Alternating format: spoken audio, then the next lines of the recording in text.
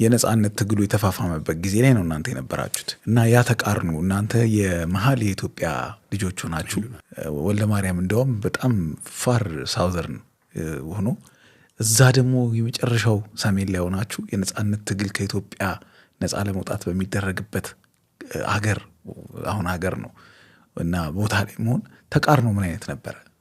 ይሄው ነው አሁን ያልኩት ጥያቄ ነው። ተቃርኖ ከኢትዮጵያ ነጻ ትወጣለህ፣ ከኢትዮጵያ ከነጻነት አገር ነጻነትን ለአፍሪካ ብርሃን ሆና ካሳየች አገር ነጻ ትወጣለህ። ምን ማለት ነው ይሄ? እስኖት የነጻነት ሙቭመንት እንኳን አልነበረም። ምርጫው እኮ የሆነው መጨረሻ ላይ ባርነት ወይም ነጻነት እኮ ነው የሚለው። እኔ እንደ አቶ ኢሳያስ እኔ እንደ ፍጥረራቸው ይሁኑ ግን በዛ ጥያቄ ላይ በጣም አሳፋሪ ጥያቄ ነው።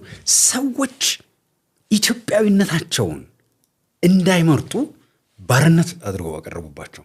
ያንን የነጻነት ሙቭመንት ብሎ ማውራት ራሱ አሳፋሪ ነው።